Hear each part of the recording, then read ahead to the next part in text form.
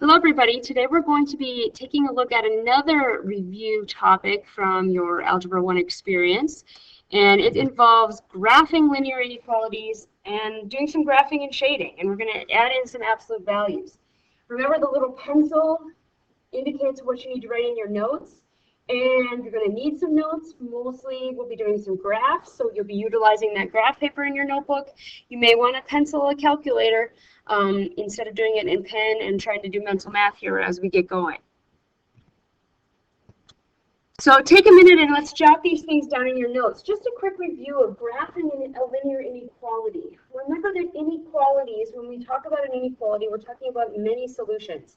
So when we make a graph on a coordinate plane, what we're looking at is showing a region of solutions. So there's some shading involved. A line will divide the solutions from those that are non-solutions. So the shading is going to indicate who is a solution, and a line is going to separate the shading from the non-shaded part. We're going to have to graph that line. If you remember back to Algebra 1, sometimes that line is part of the solution and sometimes it's not. Sometimes it's going to be a dotted or a dashed line. Sometimes it's going to be a solid line. So we're going to want to keep that in mind as we're graphing these things. We're going to do 3 examples. This is the first one of 3. Example 1 here says y is less than 2x plus 4.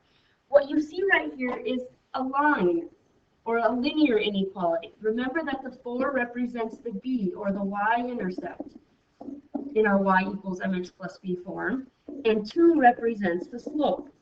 So we need to make a quick sketch of this line because he's going to determine the boundary between those that are shaded and those points that are not shaded. So let's use what we know about graphing lines. We're going to place our first dot at 4 on the y-axis, and then we're going to count a slope of 2. That's up 2 over 1, up 2 over 1. And we're going to make a sketch of this line. Now, before we connect these points here to make the line, let's think about whether this line is going to be dashed or if it's going to be solid.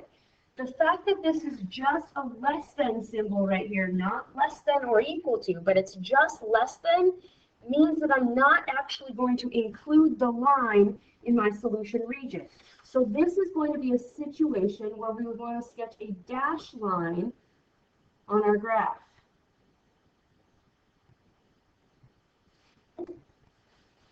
Okay, so you just sketched a graph, a dashed line on your graph, and now we need to determine which side we're going to shade.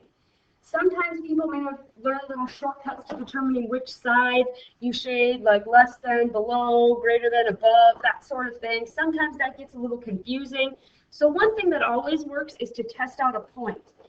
0, 0 is right here on my graph. It's on the bottom of that line or underneath that line. If 0, 0 works, then every other point underneath that line will also work. So let's test a point. I'm going to test the 0, 0 point to see if he works.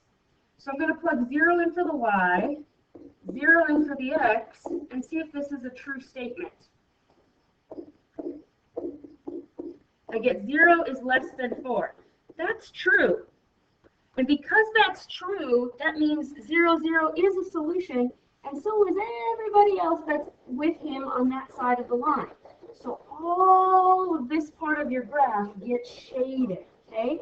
What we're doing is indicating a region of solutions, not just a single linear set of solutions, but a whole region that fits that inequality. Okay, there's our first sketch. Draw the line, shade. Let's do another one. Y plus 6 is greater than or equal to 0. Again, we want to graph the line and then shade. So what you want to do here is see if this is graph ready. Is the y by himself so we can make a quick sketch of this line? No. So I want to subtract 6 to get the y alone. 0 subtract 6 is negative 6. So I would then sketch that line.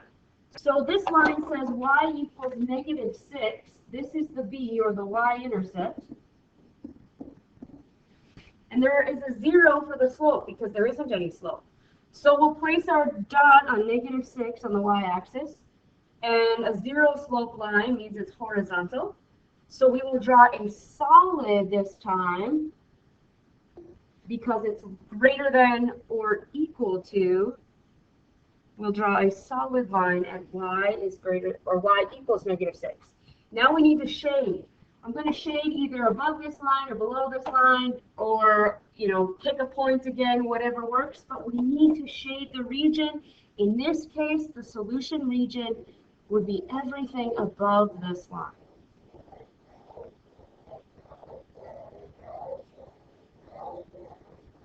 Okay, so shade that. It looks a lot better when you do it in pencil. Not so much with my coloring abilities here.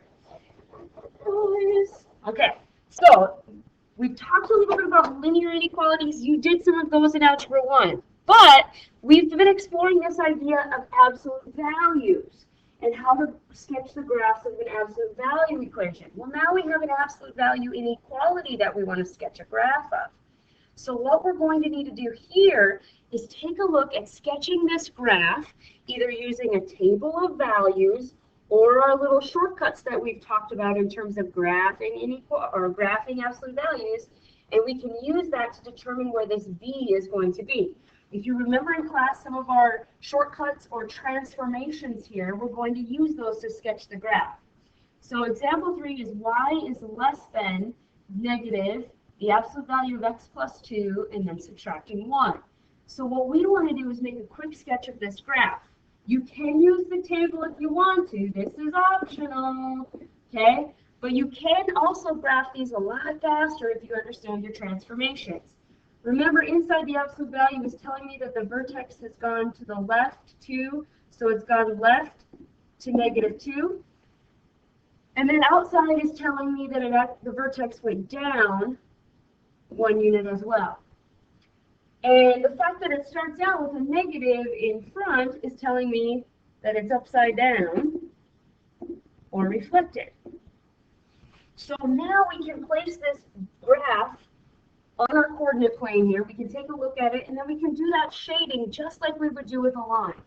So I'm going to place my vertex left 2, down 1. There's the vertex of my absolute value. And then I will decide that I need to draw him upside down. So we've talked about how to make those arms of this V kind of work out here to make it nice. There we go.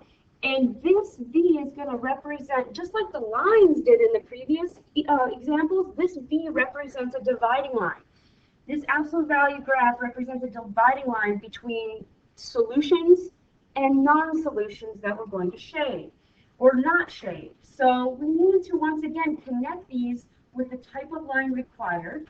This is a less than symbol. So again, we're going to put a dashed line because it's not less than or equal to, it's just less than. And we're going to sketch this absolute value graph all the way across the graph, okay? Don't leave them a little tiny V in the middle of the graph. Sketch them all the way to the ends, label out a ways, and then we are going to shade. So just like a line, you want to determine which side you're going to shade. You're either going to shade everything on top like this, or we're going to shade everything down here like this. Now we need to figure out which side is appropriate according to what we were given. Again, we talked about you can maybe figure out some little shortcuts to this, or you can test a point if you ever get confused. Here's 0, 0. I'm going to test that spot again to see if it works. So 0 is less than negative 0 plus 2, close the absolute value, minus 1. 0 plus 2 is 2. Absolute value is still 2. Put a negative on it is negative 2. Subtract 1. This side becomes negative 3. This says 0 is less than negative 3. That is not true. That means 0 is not a solution. And because of that, I'm not going to shade the side that 0 is on. So if I can't shade above this V right here, then I better shade below it. So all of this region underneath here is going to be shaded. This indicates the solution region. All of these points would work in that inequality if we were to test them. Okay, so remember a little bit about graphing and shading. Tomorrow when you come to class, we're going to take a look at more of these and see how things might change and work more on testing those points, okay? Thank you very much.